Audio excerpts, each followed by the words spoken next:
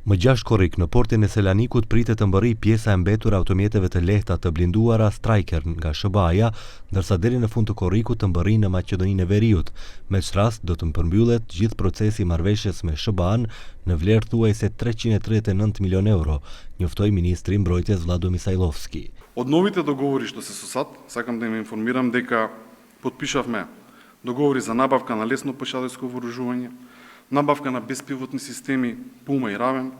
опрема за сајбер заштита на единиците за лесната пешадерска баталионска група, опрема за сајбер заштита на Министерството за одбрана, опрема за JTAC, за блиска воздухопловна поддршка, радиоуреди, надградба на симулацијскиот центар во Велес. Po ashtu është nënshkruar dhe marrëveshje për sistemet kundër tank Javelin, dorëzimi i të cilave pritet të fillojë vitin e ardhshëm. Ministri i mbrojtjes përmendi gjithashtu se kanë mbërritur sistemet e artillerisë Boran nga aleatja Turqia, si dhe një pjesë e pajisjeve Mistral 3, proces që pritet të përfundojë deri në fund të vitit. Nga ana tjetër, shefi i shtabit të përgjithshëm General Major Sashko Lavçiski informoi se janë në zhvillim trajnimet për pilot dhe teknik për helikopterët ushtarak shumëqëllimësh të kompanisë italiane Leonardo, prej të cilave 2 të parët duhet të mbërrihen deri në fund të vitit. Пакетот предвидува прво буката да биде там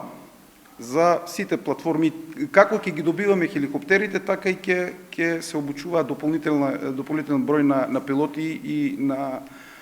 техничари. Тоа е во првата фаза. Нормално, откога ќе се стекнат со потребното искуство, ќе ги добијат потребните сертификати, пошто е многу важно да ги добијат потребните сертификати од компанијата, тогаш нема да има никаков проблем и ние таа обука тука да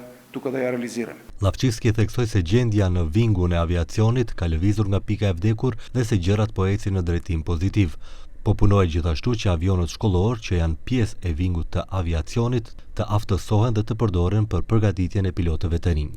Këto Misajlovski dhe Lavçiski i thanë në konferencën e përbashkët për media, ku prezantuan raportin për mandatin e tyre 2 vjeçar e ku folën edhe për arritjet e tjera të armatës, personelin si dhe për buxhetin për mbrojtje, i cili sipas ministrit është në gjendje të shkëlqyer, ndërsa në pjesën e investimeve të infrastrukturë tha se nga 12 milion euro të planifikuara, deri më tani janë realizuar projekte në vlerë mbi 3 presje 1 milion euro.